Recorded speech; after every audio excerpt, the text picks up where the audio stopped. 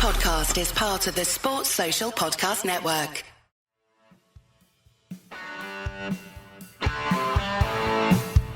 You're listening to Achtung Millwall, broadcasting from the beautiful South Bermondsey. Accept no substitute.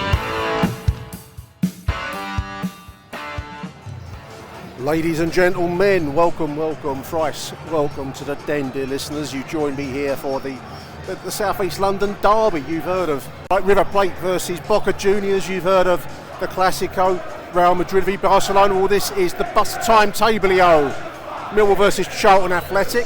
Lions come into the game on the back of a good performance up there at Coventry, even though it was a losing show, 2-1 there midweek. But otherwise a decent win last week at Watford. We've got to be looking at a win here this afternoon for the most one-sided derby in world football. It must be. I was looking, this is the 78th meeting of Millwall and Charlton since 1921, Football League era.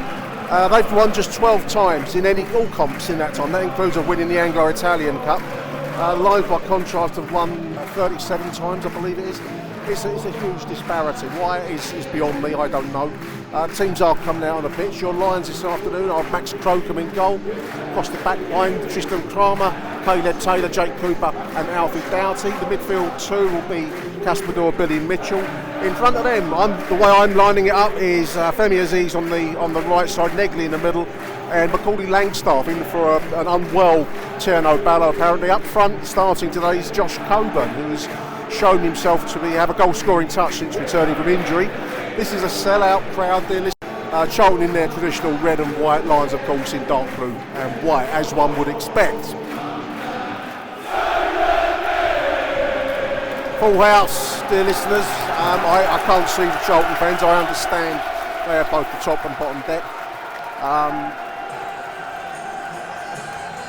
Otherwise, the den is pretty much full all around me. There's a few seats opposite in the standing area. A few around me, which I don't mind, listeners, as you well know. My feelings on being hemmed in.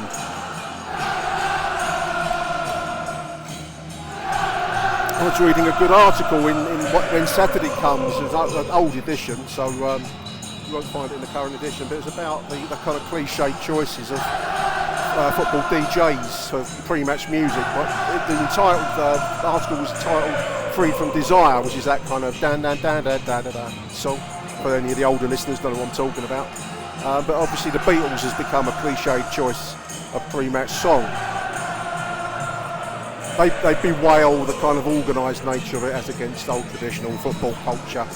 Blah blah blah. You get the picture. So yeah, good showing at the Coventry Building Society Stadium midweek. I thought we were unlucky not to come away with something from up there. But if you don't take your chances, I think Alex Neil said that in the post-match interview. Don't take your chances, you will not get your reward. So hopefully we're going to create chances. Hopefully today we'll get a reward. The Charlton fans reading online, this 30 years since they last beat us thing really itches and scratches them, as it would us if it were reversed. Looks like we're going to be playing as per the instructions and dictums of the Anglo-Saxon Chronicle, as per the Venerable Bede. Mill will be attacking the away end in the first half, listeners. You'll be pleased to hear that. Charlton going to kick us off. The online talk before we kick off is that Barry Bannon is on the brink of signing for Millwall from Sheffield Wednesday, who are in administration, so having to recoup money wherever they can. People whose voices I listen to online think it's going to be a good signing. He's in quite a Zimmer frame. Away we go, listeners, by the way.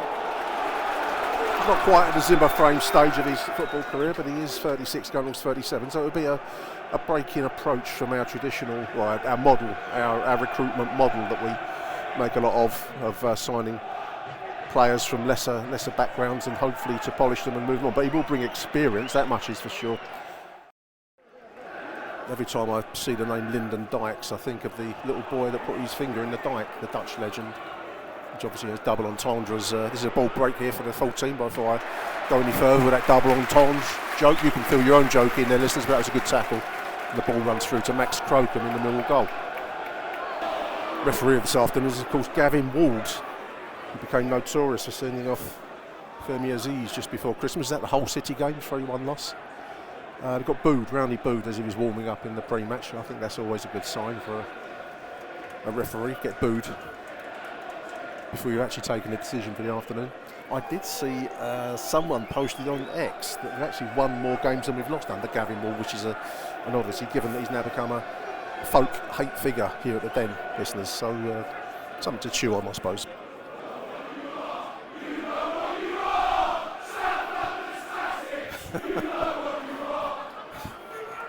Sky TV will love that.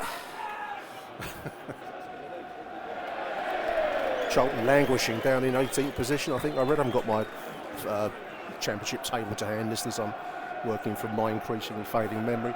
I think they're 18th. I saw Millwall obviously decisively in the playoff spots. This is a very strange position to find yourselves in, but we've got to be looking for wins here to maintain our momentum towards playoff football, and who knows what else might be possible if other teams fall by the wayside. So it's a big game for us, leaving aside the derby aspects of it.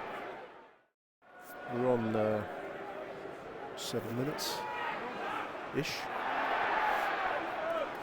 Negley picks the ball up nicely in midfield though. He's got Kramer and Aziz overlapping. This is Aziz on the right side, balls into the middle. Flick header on, it's gone in the net, 1-0 Millwall! Flick header on from McCauley, Langstaff bundled in by Josh Coburn, listeners. 1-0 to the Lions. We're on 7, maybe 8 minutes there, listeners. Nice move, ball in from Fremy from the right side, flick header on from McCauley, Langstaff bundled in at the far post by Josh Coburn. Lions lead it. A good start to the match, isn't it, listeners? As things ought to be. Brilliantly sunshine day here in London. Blue skies, a few tufts of grey cloud in the sky. Cold, but very pleasant, and that's a very pleasant way to start our afternoon, listeners, on these 12:30 kickoffs, which always throw my matchday routine well out.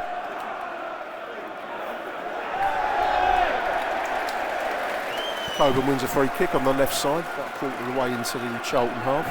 Yeah, it throws your routine out. I find myself either having the choice of stuffing your stomach when you don't want to before you come out because it's too early. Don't really like to eat before lunch too much.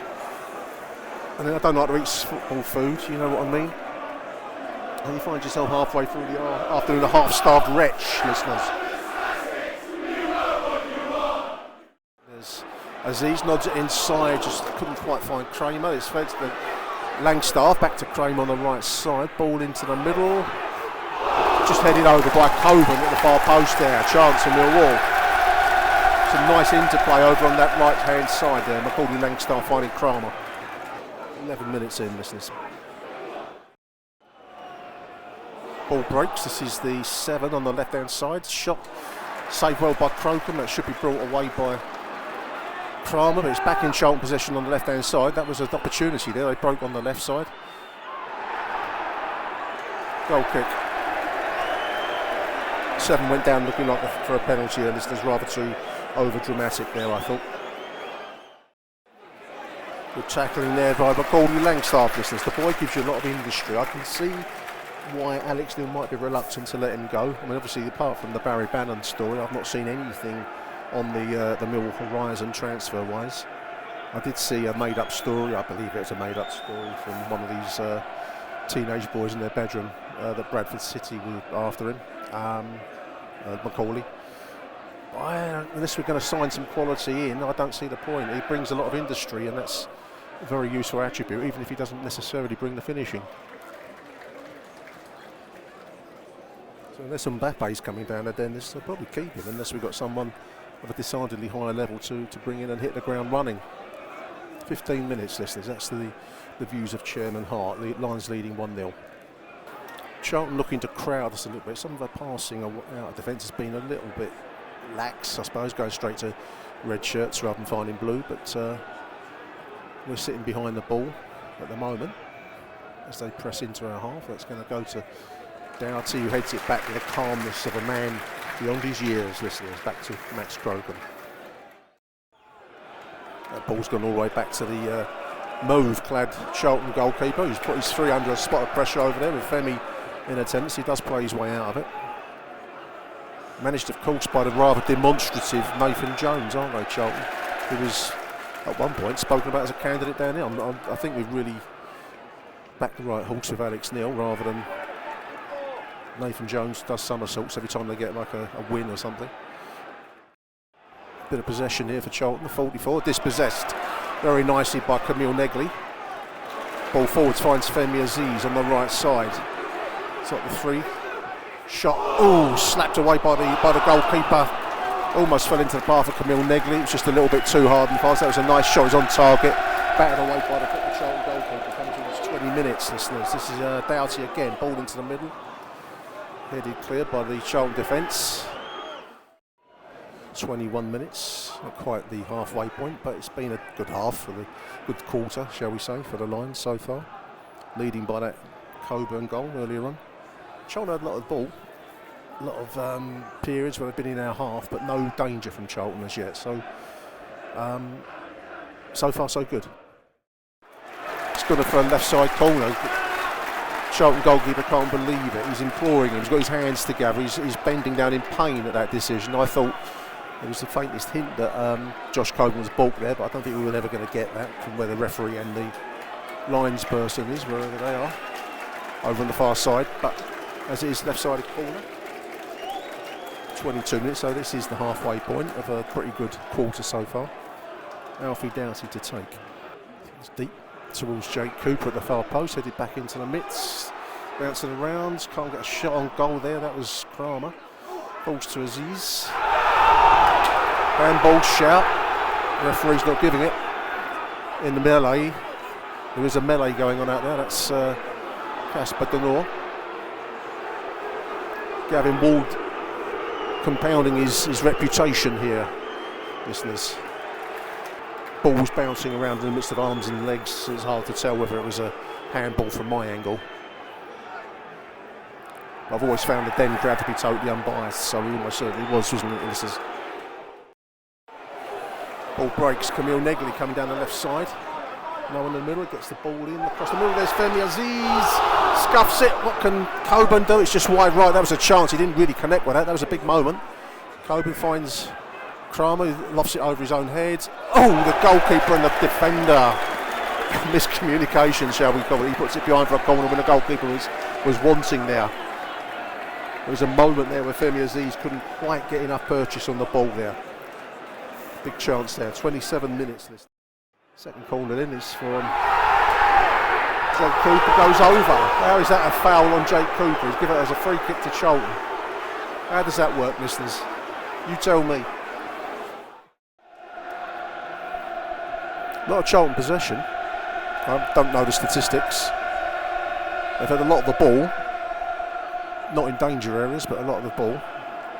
This is Charlton breaking down the left side. Put into touch by Tristan Kramer. It breaks. This is Femi Aziz on the left. Unusually for Femi. Takes it past his man. What can he do? Breaking forwards. Approaching the Charlton penalty area. He's got a ball into the middle. Across the face of the goal. Oh! Coburn, this is a sitter! Oh, it was served up on a plate for him! On a plate with tomato sauce and vinegar. Fucking hell, listeners. How did he not score that one? There we are. Put wide. 37 minutes.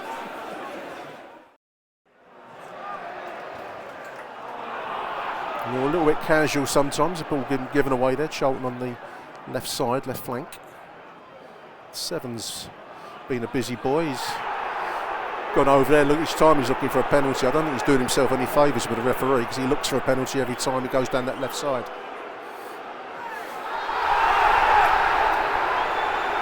Coburn and the 5 going head to head there. Referee seeing that as 50-50, I think, listeners. Like I said before, rugby league style tackling. 40 minutes, listeners. That was a perfectly teed up opportunity there. I still can't quite get that out of my head, listeners. That would have been, it's not game, set and match, but certainly have a 2-goal lead at half time would be much more comfortable. Charlton has just run it out the pitch over there. Shows the level that they're at. They aren't great. They've had a lot of possession. They've not really done much with it, but obviously you can't depend on that. It only takes one opportunity, and this slender league can disappear in a puff of smoke.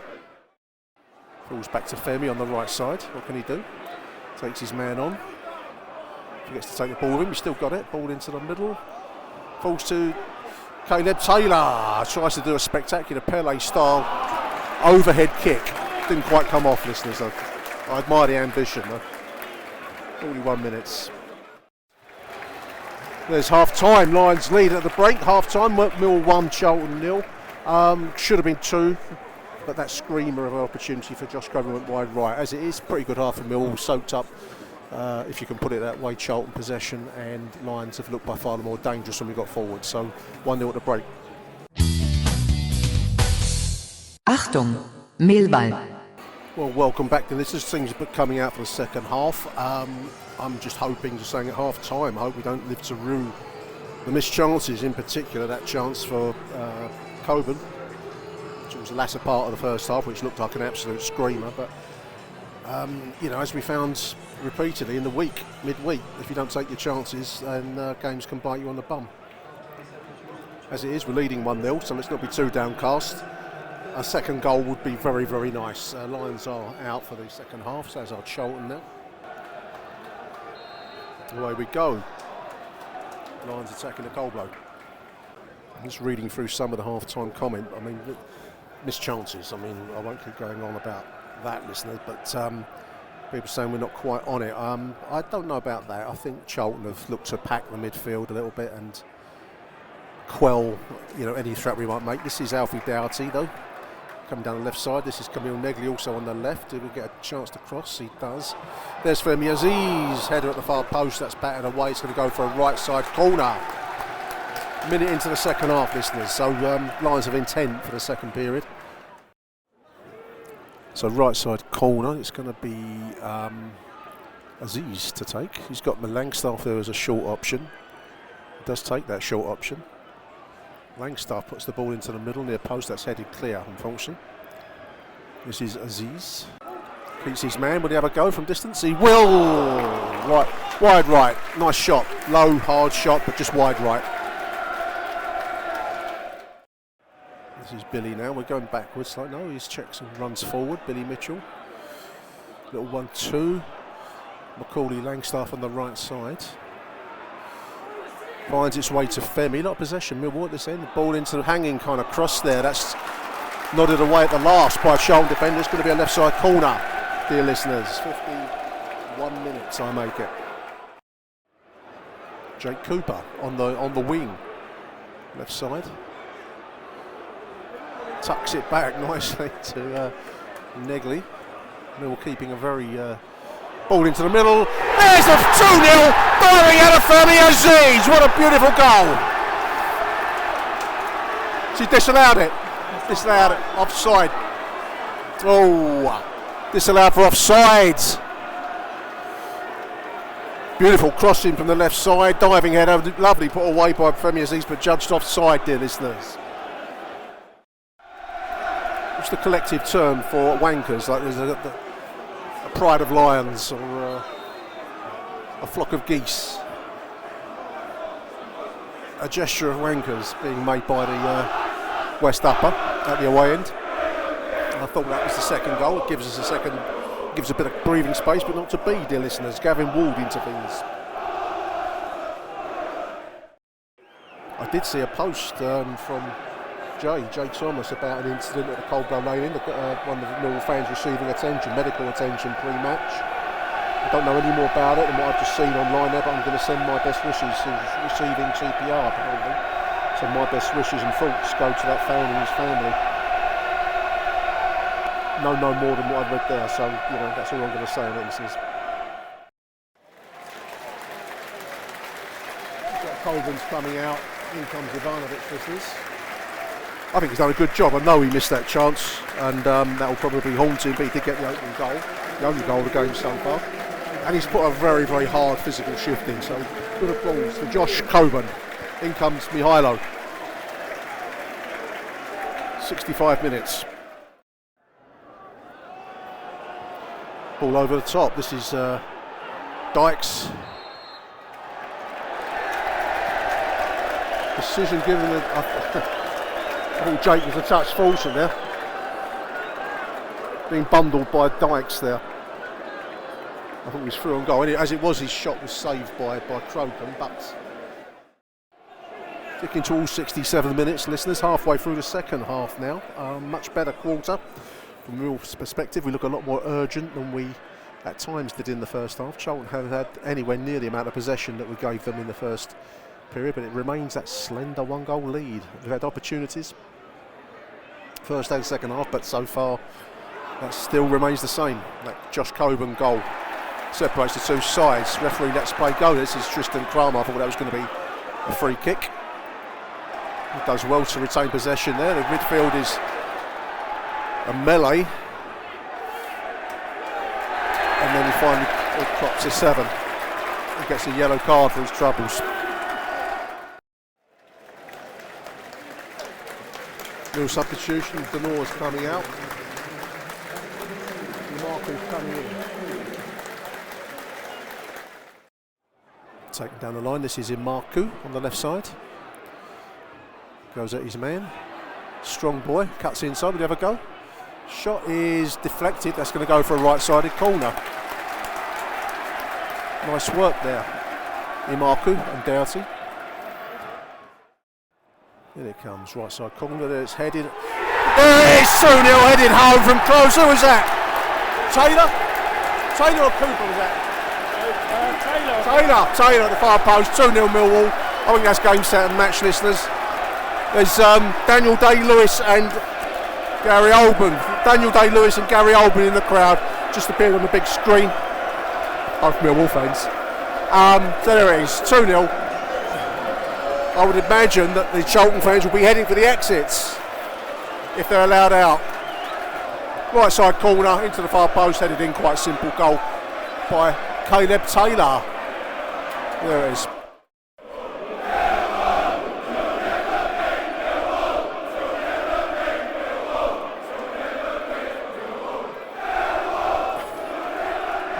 Well, we've got to get over the line. Yeah, Daniel Day-Lewis up there. And Gary Olben. Friends of the Hollywood Stars down the Den, listeners. Don't worry about that. It looks like it's Macaulay coming out of the game, is it? It is. He's done well. Industrious, worked hard. Flick header on the assist. Alfie Doughty coming out as well. Another great effort. My man of the match, actually, Alfie Doughty. I'm going to go with him. Who's coming? I imagine Sturge will come in. It looks like Kundal.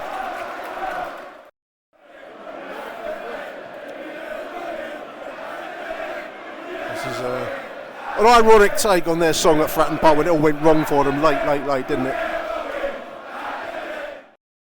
He's looked very dangerous the whole game for me as he's the crossing from the first goal, and he's been a thorn in their side on the right side. We do look half the team without him, listeners, but hope and pray to whatever God you follow that he stays healthy for the remainder of the season. This is a 1-2. Ivanovic finds Aziz on the right side. Nips inside, he gets dragged down, it's a penalty.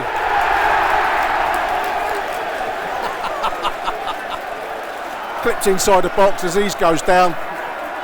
Millwall penalty, right on the death of 90 minutes, I would say, listeners. Ivanovic has taken penalties for us previously, but looks like it's going to be Camille Negley. 7 minutes to be added on. If this goes in, it'll be 7 long minutes from the Charlton perspective. There we go. Oh, it's saved. Put in at close range. What a joke penalty. It was saved and then followed up by Camille Negley. It came in off of some Kundal. Wow. Crossed the line anyway. So it was a bit of a patsy penalty in truth, listeners, but it's gone over the line one way and the other, so there's 3-0. Wow. Let's have a look at it. It comes well forward, look at that. And it's blocked. They took it away just as we were going to put it back in. He seemed followed up by Camille Negley, put back into the mix and crossed the line off of Luke Kundal. That's all I'm going to say. You'll see it all on your YouTube. What's going on around there? One getting slung out down there. Oh, he's getting a bit saucy down there. I've had to make my way over a few yards to see the spectacle. 3-0 then. Anyway.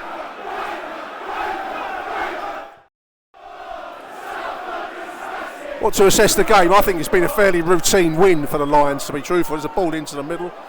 It's headed away. It falls to Marco. 4-0! Ball into the middle, heading into the path of Arrivederci Millwall, who slots it away. Great to see the boy get a goal there. 4-0 Millwall. Well, I never, dear listeners. You needed a bit of a cool head there to slot that away, in all truthfulness. Putting served up on a plate again. This time with Daddy's ketchup sauce options. Heinz and Daddy's. Marku thanks the footballing gods on his knees down there for that opportunity. Let's watch it on the screen. It's headed very weakly away. Man of the match is Femi Aziz. I wouldn't disagree with that. I was going to go Alfie Doughty. I'm going to go Femi Aziz overall, listeners. Oh my giddy aunt, the chap in front of me had £820 to pay out at 3-0, listeners. He's just lost 820. How about that? I wonder what Nathan Jones's post-match comments will be. This is not an easy place to come.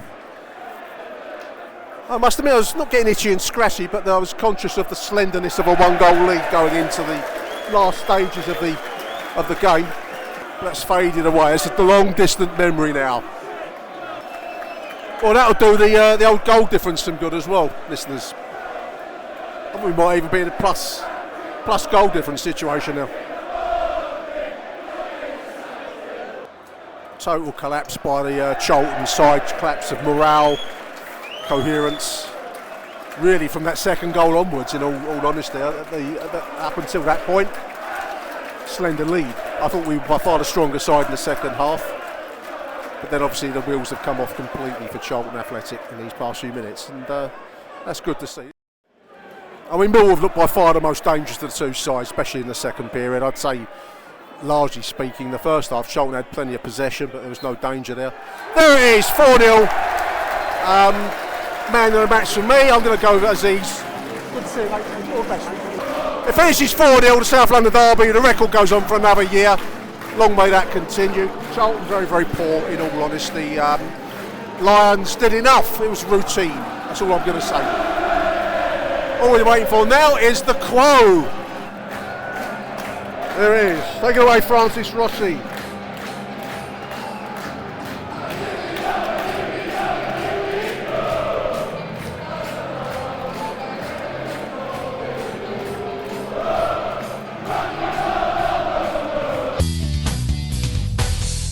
Achtung, Millwall. Welcome back, dear listeners, on the back end of that 4-0 shellacking over our neighbours down the road at SE7. Joining me now is a new voice to the show. Big welcome to Laurence Downes. Laurence, you've picked a good game to come on, mate. First time? Yeah, you can't ask for many better debuts. It's certainly been worse over the years, I think, for certain Millwall players. Let's hope anyone that joins in January has something similar. So I probably won't be on again after this. I don't hit a certain high.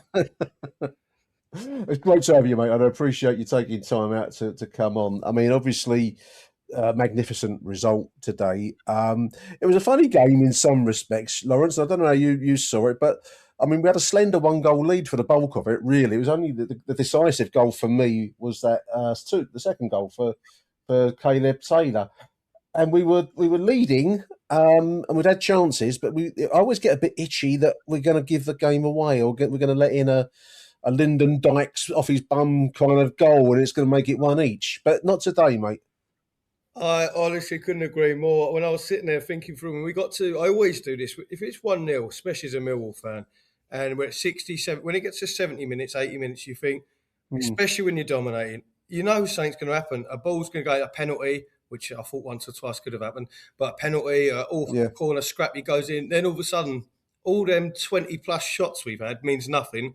And you just worry with Millwall, we're not going to go, although I shouldn't say that because this year we've done it really well late in games, but you know what I mean? You sit and go, they're going to go and get a scrappy goal and it's going to be a what-if sort of day. And I certainly It was worrying. It would have been a scrappy goal because they would dire, but we'll come back to them later on in our conversation. The match stats are remarkable, listeners. If you have a look at the BBC website, this is not a stats show, Laurence, as you probably know. Possession-wise, I actually thought in the first half we gave the ball a lot to Charlton, but overall it's 53% Mill, 53.4 to Millwall, and 46.6 to Charlton. I thought it would have been more the kind of traditional Mill with the ball, and in the second half particularly. But that's roughly even. But the remarkable stat, and you've just touched on it, is the 23 shots, 6 on target for the Lions, and they had just 3 shots and 1 on target. I don't even remember that shot on target, to be honest with you, listeners, but those are remarkable numbers, Laurence. Yeah. And, Alex Neil sort of alluded to this in his post-match, that first half, we were kind of uncharacteristically sitting back, which especially, the way we play and pressing, and especially in a derby, when you want to get us up on our seats, get the crowd behind you, he set us out to almost allow them at us. And I don't quite get that. And I did think the first half, we were a bit lackadaisical. We were allowing it. I think we were quite clicking. I mean, I wouldn't knock the performance. We were leading, and we'd missed chances. We'll come back to poor old Josh Coburn in a moment, but we didn't feel like we were running like a Rolls Royce engine in the first half. But that's not to knock the performance. We were just not quite on it. I felt no, not at all. I'm not sorry when I say this. I'm not knocking the performance by any stretch of imagination. It was strange that we sort of allowed. When you compare the stats, obviously it's not a stats program. You compare it to the second half. We had 61% of it was a one-way street. It was just surprising in the first half. We scored early, right? We put the pressure on. We sort of broke on them, and maybe that's what the game plan was. But after the goal come in for about 10, 20 minutes, probably the only period of the game they had any sort of chances or come at us with, it did feel that you thought they started to grow into it, and we sort of were sitting back, but we did counter well, against it. We were almost playing as an away side in the first half. We went ahead early. That ball in from Femi, who is a different level, Laurence. I mean, wow. I mean, what a player we've found there. Someone or two are saying online we'll struggle to keep him. Well, we might not if we get into the Premier League. But anyway, let's save that pleasure for another day. But I mean, it was a ball in, a lovely little flick header from a much maligned player, which is Macaulay Langstaff. And I thought he'd put in his usual industrious performance, Macaulay, and he was involved. And you can't really, he's not a top level finisher. I think everyone can probably agree on that. But he makes up for it with work rate, and I can't knock the boy. I would be slightly surprised or disappointed if he does move in this window. We'll see. But that was his flick header. It went off the far post, didn't it? Bundled in by Coburn, I thought, but they give it as an own goal. Yeah, I think we'd be mad to let him go. We didn't really use him for the first couple of months, by and large. Here and there, we've actually started to see him because of injuries, granted, but he's coming in. And like you said, he's on the pitch. We always say it's about Millwall players. We can't really we can't carry anyone. And you wouldn't say with Langstaff we're ever carrying him. He does industrial, a bit of honeymoon sort of esque about he runs it. He's everywhere, isn't he? Yeah. He is. But, I thought earlier today a couple of times, although he leads on, he triggers that press for us up high, but he also does track back, which you wouldn't think from a striker from a lower league. He's got that. But now he's started to add, not many, but Bristol City, he got that goal there. He's got an assist today. Yeah. If he just adds a couple of them here and there, and he's the one that helps break the play up for others to get on, like your Azizis, your Neglis, well, that's actually, as a tactical point of view, we can't look, because not everyone can get assists and goals. So we do need someone to do the legs. So, and there isn't anyone else in the team, especially in that final third, I think that does that. I really don't. No, I think he's found a role. I think he came to us, obviously, with a scoring track record in the non-league, National League, and then League Two, I think it was, with Notts County. He's not been able to reproduce that, but then that's one of the hardest skills in the game, isn't it? The higher the level, the harder it is to score goals. But he's kind of created a role for himself as a cross between a winger and a midfielder and a kind of a Mr. Everywhere. And I take my hat off to him. I think that it shows mental strength to keep at it when it's not working, you're not scoring goals as a striker, and yet he's still stuck it in there. And I think Alex Neil respects that. I think that's why we're seeing so much of him at the moment. the work rate. Yeah. Um, Yeah, and just going yeah, back, sorry, on that ball, you're right. I mean, Femi Aziz, I'm sure we'll talk about him throughout this and like every week.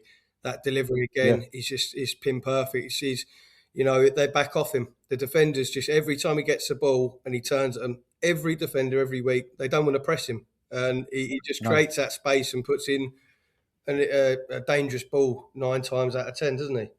But there's a player that's made a journey too, Laurence, Femi Aziz. I mean, I must admit, when I first saw him, I wasn't over impressed, but he's made it. Again, he's improved.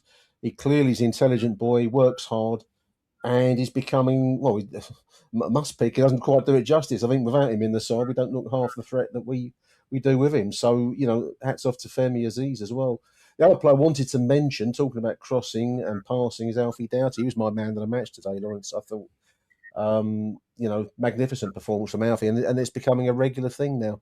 Clearly, it meant a lot to him. There's videos online of him, celebrating, and he's done a video where he says, "I played for Charlton, but I'm a Millwall fan," and I thought that's tremendous stuff. I mean, the comms team have gone above and beyond today. I think. Yeah. Producing some fantastic content. Yeah, if you ever want the Millwall fans to love you that bit more, saying along them lines, I don't think you're going to win us over any bit more, are you? I mean, at the end, he was absolutely. Usually, some players, they played for a club before, they dull it down a bit, don't they, with the celebrations? Yeah, I think he had a rocket up his backside. Alfie didn't. He was absolutely over the moon and wanted everyone to know it. But since switching, we knew when we got him against Norwich first game. He put that lovely ball into Langstaff. He'd done it pre-season in the game. It was more a mirror match. And then he got injured, was out, looked a bit overweight, he'd been having as many pints as I'd been at the weekends, supposedly, word we said through the grapevine. But he's come back, he's gotten fit. But since he's come back and he was edged slowly, he's played centre mid, he's played left wing, right wing, he's played anywhere but left back. And he's still good, though, let's be honest with you. But he's gone left back the last 2 games against Watford last week and then today. His defending's been a lot better than actually I thought he had about him. I thought he's more of a wing back and a back 5 or something. He's been blinded, but his deliveries. It was touted that Man United were looking at him 3-4 years ago when he was in the Prem. I can imagine. He's top draw. I'm not just for our level. It's Premier League. You see Premier League players not putting the deliveries in that he does. It's. He's probably top of our assists, I'd imagine, by a fair way at the moment, and you can see why. And he'd probably have double if some of our lads could probably finish a little bit more. He really is different level to what I've seen down the Den, what he's got on that left. You mentioned his defensive work, and you're right. He's shifted a bit of weight. Let's be honest. I could do this with the same, whatever plan you're on, Alfie. What his plan is, I could use it too. But his on-field leadership, I think that's the other thing that struck me today. There's a couple of moments. It wasn't exactly a flare-up kind of game, but he just calms things down. He just says, think and pick your pass and just cool it. And, he brings that quality, which is an essential factor, especially on a day like today where, Charlton brought a fairly large contingent, and you get these games where it can go upwards. And I think he knew that we were better than them. Just think your way through it, and I take my hat off. He was my man of the match, as I've said. We've also mentioned Femi Aziz, Coburn miss. I've got to mention it. I mean, I actually credited the first goal to Coburn, but I think it's actually an officially known goal.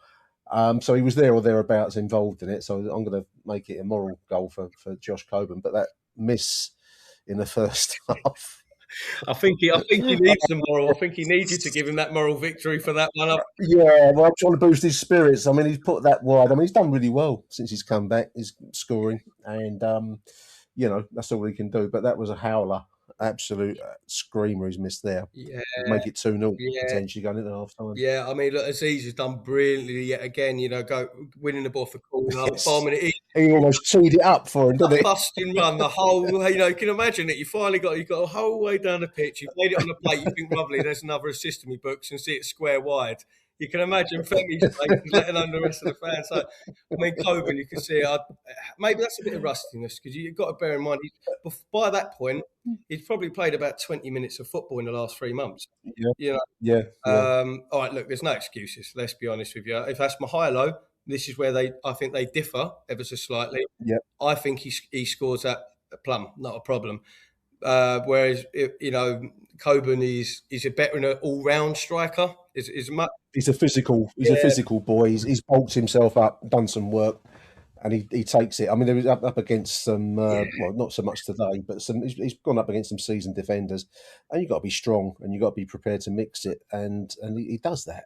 Adobe Acrobat Studio, so brand new. Show me all the things PDFs can do. Do your work with ease and speed. PDF Spaces is all you need. Do hours of research in an instant with key insights from an AI assistant. Pick a template with a click. Now your prezzo looks super slick. Close that deal? Yeah, you won. Do that, doing that, did that, done. Now you can do that with Acrobat. Now you can do that with the all-new Acrobat. It's time to do your best work with the all-new Adobe Acrobat Studio.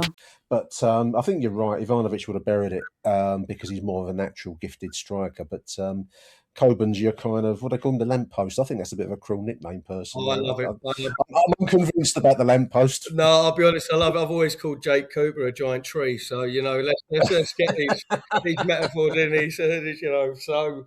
Yeah, look, he had a header slightly before that, didn't he? Back post. It wasn't a plum. It wasn't easy, but he put it over. He nodded it over. Yeah, I mean, it wasn't easy, but it was another great delivery, I think, from Aziz again.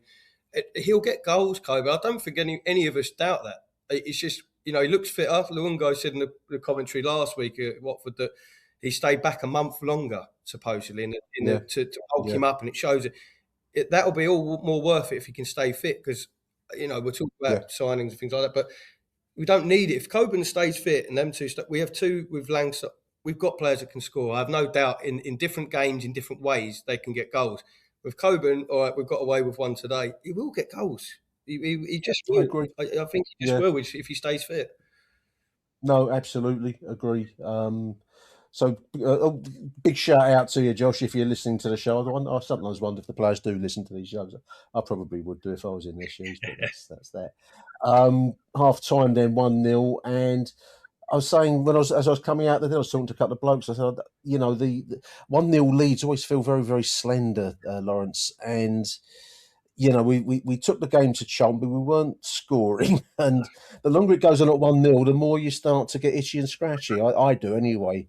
The decisive goal, obviously, in the end, came in the 81st minute. That Caleb Taylor header. But we dominated them without scoring a goal, and I think that's just an area that we've got to start looking at a little bit. I think Alex Neil mentioned that in his post-match press conference that need to be clinical. Yeah, without a doubt. I mean, at the start of we had a goal disallowed, didn't we, early on with Aziz? He put a disallowed goal, offside, and then their keeper went down a bit of housery, I think, because by that point, the whole squad was around our good mate Nathan Jones.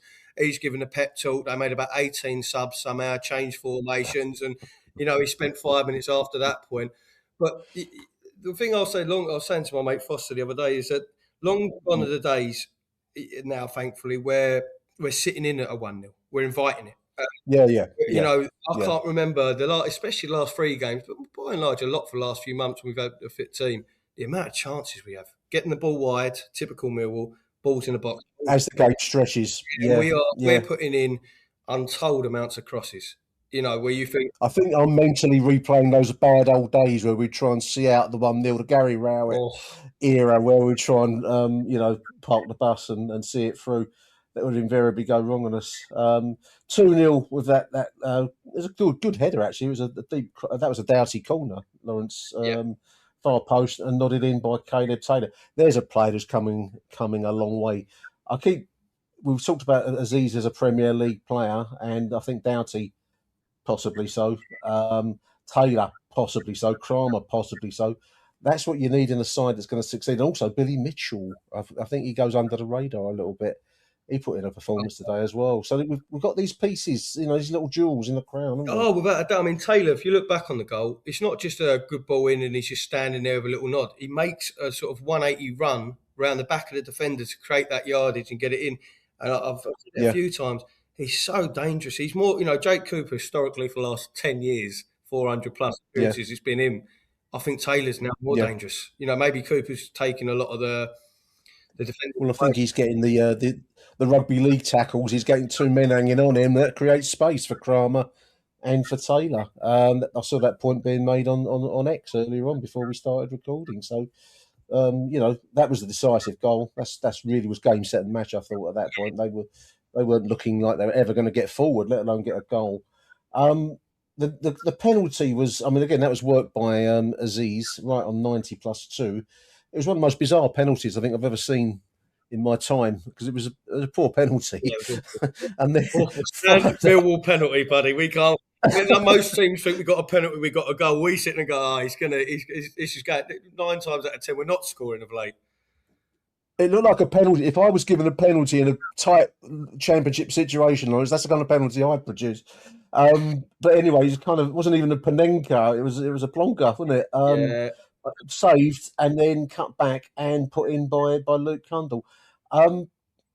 There was a strange kind of toing and froing, tug of the ball between Aziz and Negley. Negley wanted it, but I think that conversation slightly put him off, because I like Negley. He played well today, but that was a bit of an odd give me the ball, no, it's my ball type of situation, wasn't it? Very odd. We see it more and more these days. It's really strange, for as long as I've been watching football, up until recently, you have a designated penalty taker. 1, 2. Well, that's what I've always thought historically, And I know sometimes, you might have your one, like Ivanovic has scored some, missed some, but usually you stick with them, or there's a clear plan.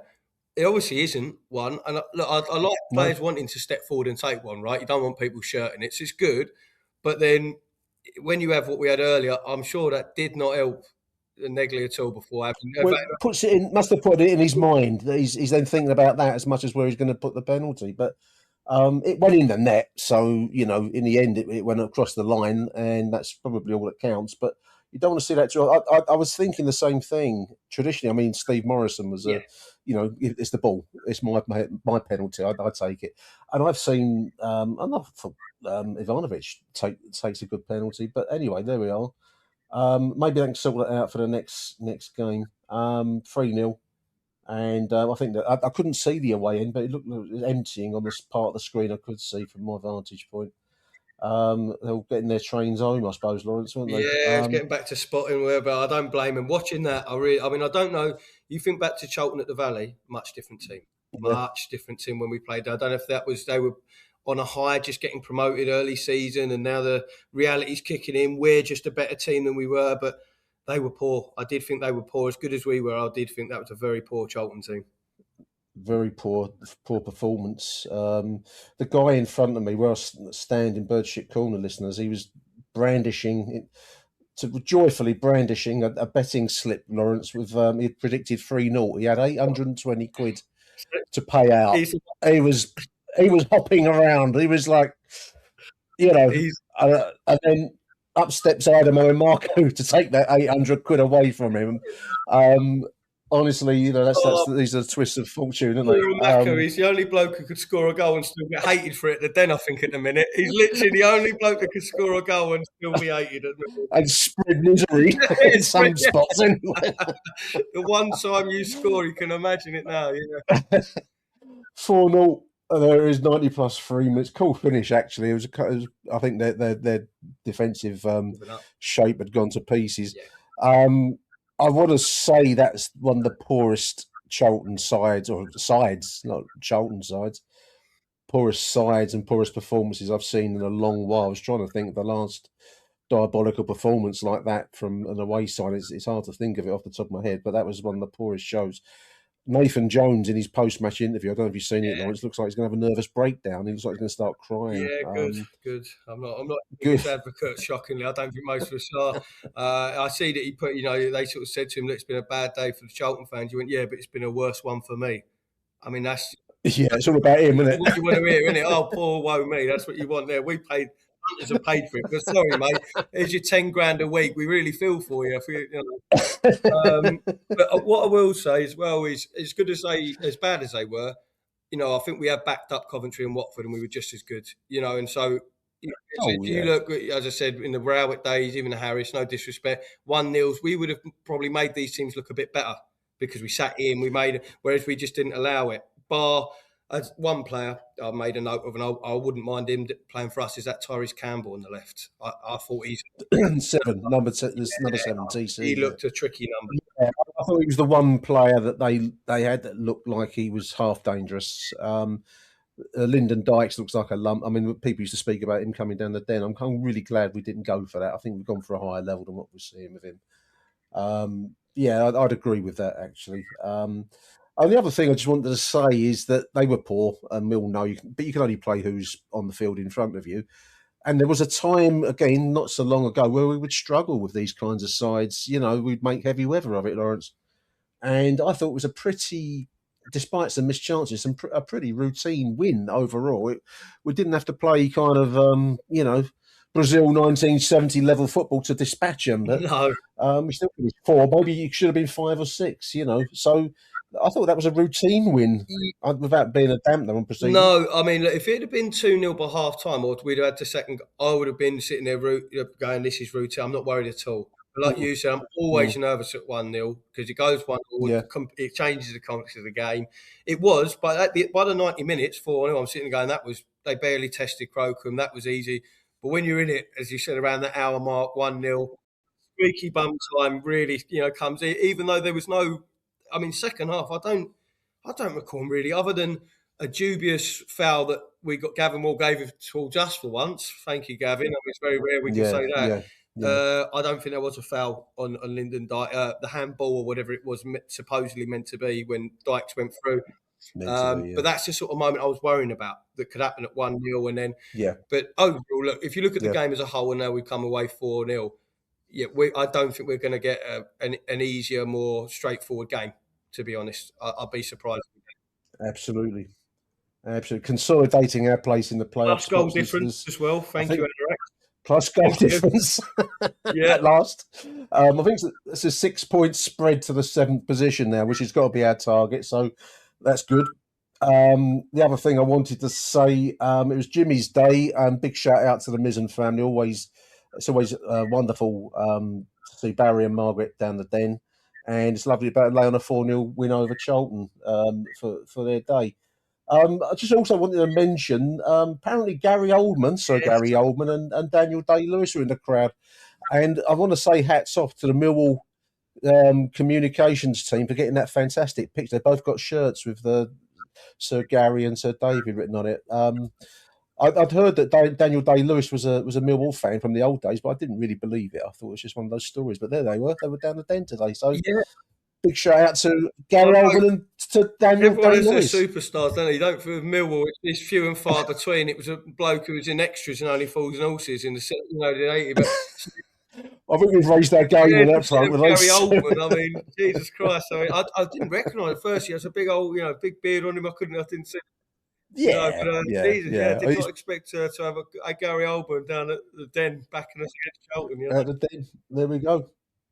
But before I let you go, Laurence, I wanted to get your thoughts on the only transfer rumour that I've seen for Millwall in this transfer window has been the alleged signing. Apparently, he's got a medical. Yes. I read from a rather. I'm not sure if I trust the source on it at all, but.